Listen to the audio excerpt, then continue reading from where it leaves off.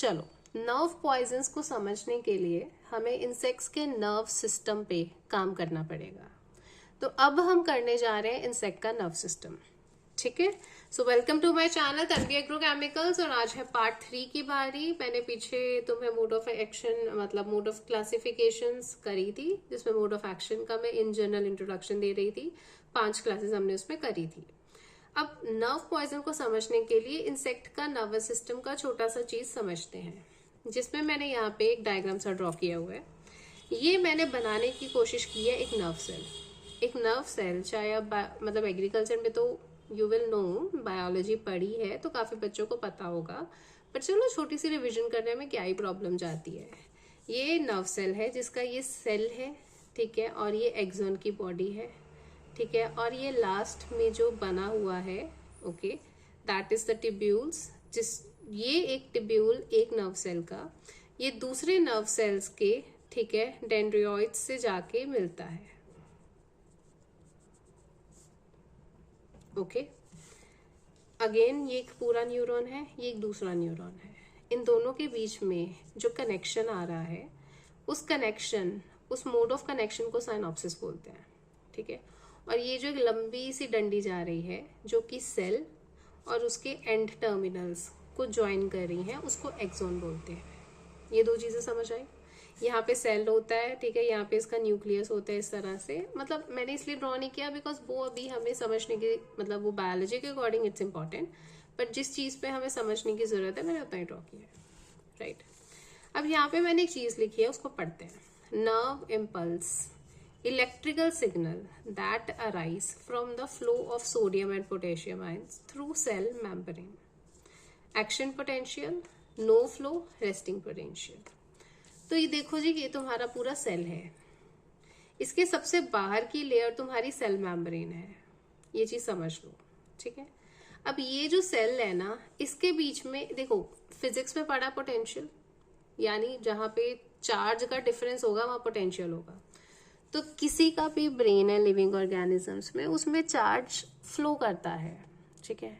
अब यहाँ पे ये उसी की बात कर रहा है। नर्व एक दूसरे के साथ जब जुड़ती हैं, कोई भी एक्शन है, जैसे कि इंसेक्ट चल रहा है, खा रहा है, पी रहा है, सो रहा है, वो सारे के सारे सिग्नल्स से अटैच्ड है। उस सिग्नल को नर्व इम्पल्स बोलते हैं, ठीक है। अब नर्व इम्पल्स को अगर और गहराई से समझा जाए तो ये इलेक्ट्रिकल सिग्नल्स हैं, ठीक है, जो एक इंसेक्ट के नर्वस सिस्टम में चलते रहते हैं। अब इन सिग्नल्स को जनरेट करने के लिए या चलते रहने के लिए या नॉर्मल फंक्शनिंग के लिए हमें क्या चाहिए? हमें चाहिए कि पोटेंशियल जनरेट हो। और वो पोटेंशियल कैसे जनरेट होगा? जो सोडियम और पोटेशियम आयंस है ना, उनके फ्लो से। ये सोडियम आयन है, ये पोटेशियम आयन है, ये अंदर बाहर अंदर बाहर अंदर बाहर अंदर बाहर आते जाते रहते हैं, ठीक है। जब ये अंदर बाहर आते जाते हैं, ठीक है, सेल मेम्ब्रेन से डिफ्यूज होके अंदर जाते हैं, बाहर आते हैं, तो कंसंट्रेशन में डिफरेंस आता है। अब जब कंसंट्रेशन में डिफरेंस आएगा ना, उसकी वजह से एक्शन पोटेंशियल, एक पोटेंशियल डिफरेंस क्रिएट होगा। जब पोटेंशियल डिफरेंस क्रिएट होगा तो इम्पल्स जनरेट होगी, ठीक है। इम्पल्स जनरेट होगी तो एक्शन होगा। तो इसीलिए इसको एक्शन पोटेंशियल बोलते हैं कि कंसंट्रेशन के डिफरेंस की वजह से there is a potential difference, and when there is a potential difference there is an electricity, there is an action potential. Okay, ये थोड़ी सी टर्म्स हैं, आप इसको बिल्कुल कोरिलेट कर सकते हैं कि तारों में इलेक्ट्रिसिटी कैसे आती है, फ्लो ऑफ इलेक्ट्रॉन की वजह से। इलेक्ट्रॉन के फ्लो से क्या होता है? डिफरेंस आता है पोटेंशियल में। उसी मतलब हायर पोटेंशियल से लोअर पोटेंशियल पे जैसे इलेक्ट्रॉन मूव करेंगे, करंट आएगा, और वही करंट यहाँ पे मैसेज को एक नर्व सेल से दूसरे नर्व सेल्स में लेके जाने में हेल्प करता है, ठीक है। अब सपोज करो ये जो सोडियम आयन है, ये अंदर जाना बाहर आना बंद कर दें, तो क्या होगा? No flow, there is no flow of concentration, that means there is a resting potential. Resting potential means उस टाइम पे उस इंसेक्ट के अंदर कोई भी इलेक्ट्रिकल सिग्नल नहीं जा रहा होगा और it will go to rest, there is no potential difference, और सिग्नल का ट्रांसमिट होना बंद हो जाएगा, ठीक है। अब एक्सॉन में ये अंदर बाहर जा रहे हैं। साइनेप्सिस पे क्या हो रहा है? साइनेप्सिस पे जो इन्फॉर्मेशन एक सेल में आ रही है वो दूसरे सेल को ट्रांसमिट होनी ज़रूरी है, ठीक है, ताकि वो सारे पार्ट कोऑर्डिनेशन से काम कर सके। तो दूसरा पॉइंट है जहाँ पे ये इन्फॉर्मेशन एक सेल से दूसरे सेल पे जाती है ना, उसके बीच के टर्मिनल को सिनैप्सिस कहते हैं, ठीक है। और पूरे का पूरा जो इंसेक्टिसाइड है जो कि नर्व पॉइजन पे ज़्यादातर काम कर रहा है, वो इन्हीं दोनों पॉइंट्स पे इफ़ेक्ट करता है। इसीलिए इसको समझना और पढ़ना ज़रूरी है। आगे चलते हैं। अब कुछ जो इंसेक्टिसाइड्स होते हैं ना, वो होते हैं एक्सोनिक पॉइजन्स, ठीक है। अब एक्सोनिक पॉइजन्स में सबसे पहले सबसे ज़्यादा जो इंसेक्टिसाइड यूज़ हुआ है, तो हमें भी पता है, वो DDT है, ठीक है। डाइफिनाइल ट्राइक्लोरो इथेन, DDT सबसे ज़्यादा भर भर के हमने यूज़ किया है। इतना यूज़ किया है कि वो अभी तक इन्वायरमेंट में परसिस्ट कर रहा है, ठीक है। अब जो DDT है, इसको मुलिन्स ने जनरेट किया था 1954, लेकिन बाद में क्या प्रॉब्लम आई, DDT टॉक्सिक है, ह्यूमन बींग्स के लिए भी टॉक्सिक है, ठीक है। DDT की वजह से ह्यूमन बींग्स में प्रॉब्लम्स आनी शुरू हो गई थी, इसीलिए DDT को बैन कर दिया गया है। ओके, तो DDT क्या करता है, DDT जब भी न्यूरॉन तक पहुंचता है, ठीक है, मैंने बोला ना लिपिड्स में से गुजरेगा, प्रोटीन्स में से गुजरेगा, न्यूरॉन सिस्टम तक पहुंच जाएगा। तो जब भी इंसेक्ट के नर्व सिस्टम तक पहुंचेगा तो ये सोडियम गेट्स को ना ओपन, खुला छोड़ देता है। मतलब कोई चीज़ खुल गई है, कोई दरवाज़ा खुल गया, वो बंद नहीं हो रहा है, ठीक है। जिसकी वजह से क्या होगा, अंदर के जितना सोडियम है वो सारा बाहर आना शुरू हो जाएगा। There is open and then there is a leakage which result in discharge, ठीक है। अंदर से चीज़ें सारी बाहर आ गई, तो जो पोटेंशियल, एक्शन पोटेंशियल तो ख़त्म हो गया, हमने रेसिस्टिंग पोटेंशियल भी ख़त्म कर दिया, हमने पूरे सेल के अंदर का सोडियम ख़त्म कर दिया, ठीक है। दिस लीड्स टू जिटर्स, जो इंसेक्ट्स में ऐसे फड़फड़ाने वाली हरकतें होती हैं। That means there is a uncoordinated movements, ठीक है। ये एक्सोनिक पॉइजन्स में एक कैटेगरी तुमने पढ़ ली। दूसरी पे चलते हैं। दूसरी है साइक्लोडाइंस। साइक्लोडाइंस क्या करते हैं कि इनहिबिट करते हैं एटीपेज को, ठीक है। एटीपेज एक तरह का एंजाइम है, ठीक है, जो सोडियम और पोटेशियम एटीपेज है। अगर ये एंजाइम यहाँ पे नहीं आता है तो इन आयंस के पास अंदर जाने बाहर आने की शक्ति नहीं बचती है, देयर इज़ नो एनर्जी, ठीक है। तो साइक्लोडाइंस इस एटीपेज को बंद कर देते हैं, तो यानी ये अंदर बाहर फिर नहीं जा पाएंगे। थर्ड टाइप की कैटेगरी है पायरेथ्रॉइड्स की।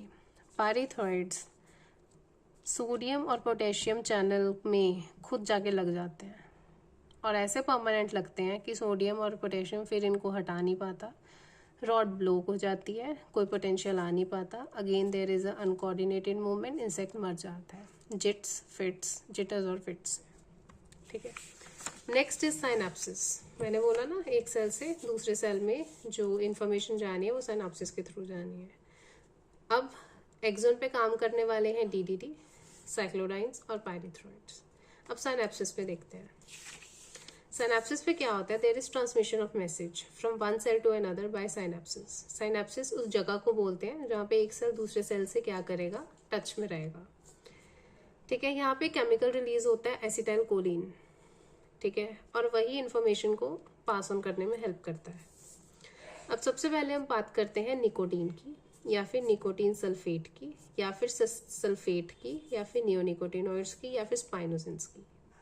ये जितने भी इंसेक्टिसाइड्स हैं ये क्या करते हैं, ये मिमिक करते हैं एसिटाइल कोलिन को, यानी इनका स्ट्रक्चर एसिटाइल कोलिन के जैसा है, और खुद वहाँ पे जाके लग जाएंगे। अब जब खुद वहाँ पे जाके लग जाएंगे, एसिटाइल कोलिन का काम तो नहीं करेंगे, प्रॉब्लम क्रिएट करेंगे ना। तो प्रॉब्लम क्रिएट करेंगे तो जिसकी वजह से क्या होता है, there is a problem, insect will lost its coordination again. उससे नेक्स्ट है फॉर्मामाइड्स। फॉर्मामाइड्स जो है वो अफेक्ट करते हैं एंजाइम किसको, नॉरएपिनेफ्रिन को और ऑक्टापामाइन को, ठीक है, एट सर्टेन नर्व साइनेप्सिस। ये भी एंजाइम को इन्फेक्ट करेंगे, लेकिन कुछ नर्व सिनेप्सिस पे करते हैं। क्यों? क्योंकि इनका जो जिन एंजाइम्स पे काम करते हैं वो नॉरएपिनेफ्रिन और ऑक्टापामाइन है। उससे नेक्स्ट है नियोनिकोटिनॉइल इंसेक्टिसाइड्स। इसमें आता है मीडाक्लोपिड या फिर एसिटामिप्राइड, ठीक है। क्लोरोनिकोटिनाइल इंसेक्टिसाइड्स, यानी ये नियोनिकोटिनॉइल की ही कैटेगरी है। ये खुद इंटरैक्ट करेंगे एसिटाइल कोलिन रिसेप्टर्स के साथ, ठीक है, या फिर निकोटीन एसिटाइल कोलिन रिसेप्टर्स के साथ at central and peripheral nervous system.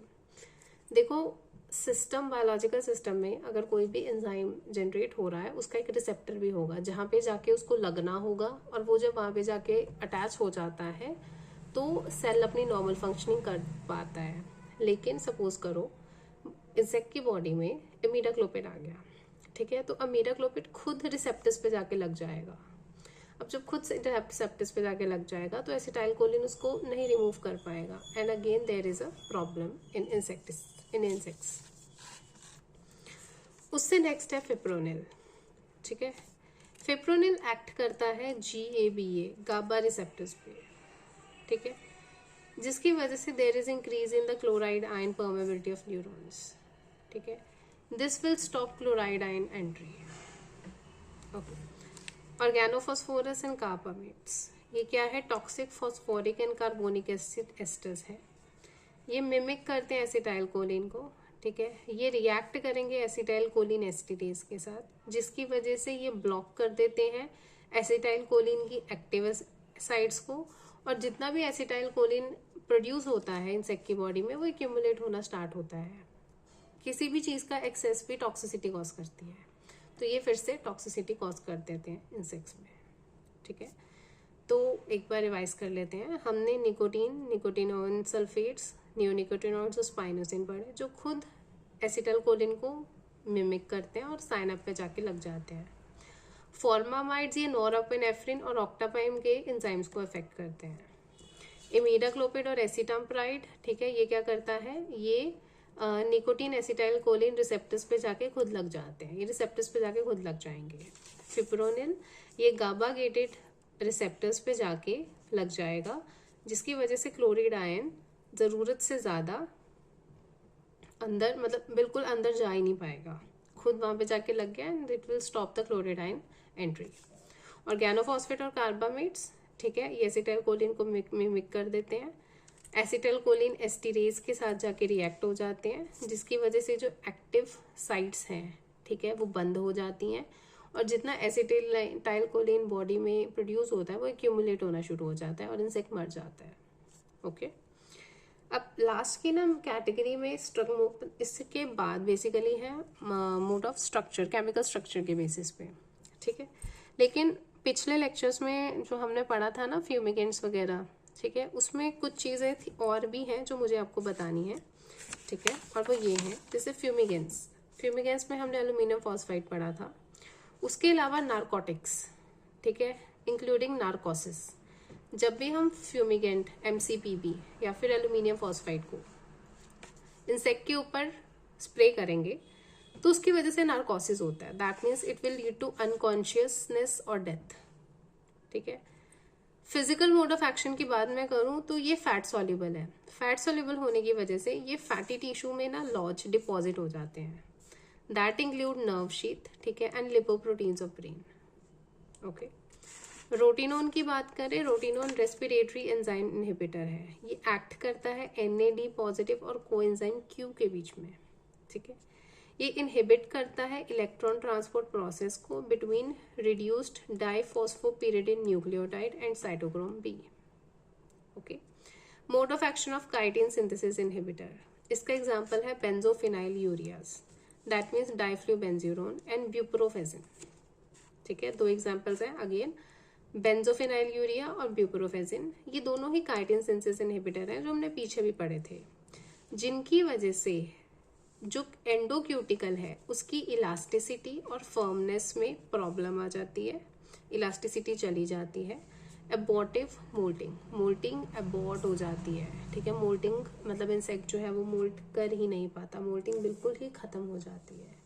Okay, again बता रही हूँ, जो लास्ट हमने लेक्चर किया था फ्यूमिगेंट्स, ये उसी में ही मैंने कुछ चीज़ें ऐड बता रही हूँ आपको। फ्यूमिगेंट्स अनकॉन्शियसनेस कॉज करते हैं, फैटी टिश्यू फैट सॉल्युबल होते हैं, फैटी टिश्यू के अंदर जाकर नर्व शीथ और लिपोप्रोटीन्स जो है ब्रेन की, उस पर इफेक्ट कॉज करते हैं। रोटिनोन रेस्पिरेटरी एंजाइम इनहिबिटर है, ये एक्ट करते हैं between NAD positive and coenzyme Q, ठीक है। इनहिबिट करते हैं इलेक्ट्रॉन ट्रांसपोर्ट प्रोसेस को, रिड्यूस करते हैं डाइफॉस्फोपिरिडिन न्यूक्लियोटाइड एंड साइटोक्रोम B को। काइटिन सिंथेसिस इनहिबिटर्स, ये इलास्टिसिटी एंडोक्यूटिकल को खत्म कर देते हैं और मोल्टिंग को अबॉर्ट कर देते हैं, मोल्टिंग नहीं कर पाते इसके बाद, इंसेक्ट्स। अब लास्ट में जो हमने मोड ऑफ एक्शन पढ़ा था उसमें कुछ चीज़ें मतलब मैं ऐड ऑन कर रही थी। अब नेक्स्ट है mode of action of Neem extract. 90% of Neem extract जो है उसमें एजाडिरेक्टिन होता है, जो कि सिमिलर है इंसेक्ट मोल्टिंग हार्मोन एक्टिजोन के। सबसे पहले मैंने डेफिनेशन में भी ये चीज़ बताई थी। ये इंट्रैक्ट करता है इंसेक्ट के कॉर्पस कार्केडियम के साथ, ठीक है, इसीलिए इसको इंसेक्ट ग्रोथ रेगुलेटर भी बोला जाता है।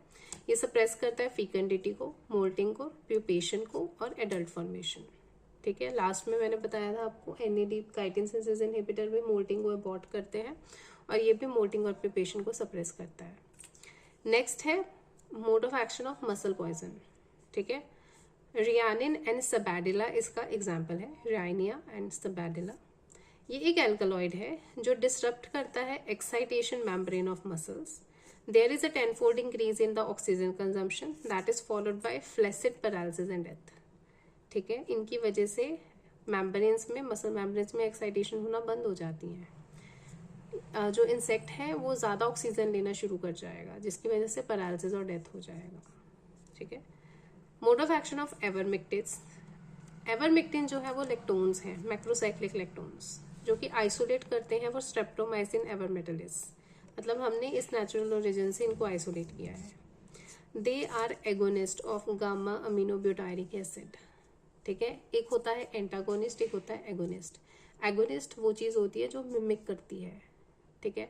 अब कोई चीज़ अगर नेचुरल किसी एंजाइम को या किसी रिसेप्टर को मिमिक कर रही है तो वो जब एनिमल में या इंसेक्ट में जाएगी, ठीक है, तो वो उसकी जगह ले लेगी। अब वो उसकी जगह इसलिए ले लेगी क्योंकि स्ट्रक्चर में सिमिलैरिटी है, लेकिन उसका फंक्शन नहीं परफॉर्म कर पाएगी। और जब फंक्शन नहीं परफॉर्म कर पाएगी तो इंसेक्ट की उस वजह से डेथ हो जाएगी। तो आज का हम अपना ये जो वीडियो है वो यहीं ख़त्म करते हैं। आई होप आपको वीडियो अच्छा लगा होगा, समझ आया होगा। कोई भी प्रॉब्लम है तो आपने मेरे से पूछनी है। And don't forget to like, share and subscribe my channel, और अपने मतलब फ्रेंड्स के साथ भी इस वीडियोस को शेयर किया करो। Okay, thank you, see you soon in the next video.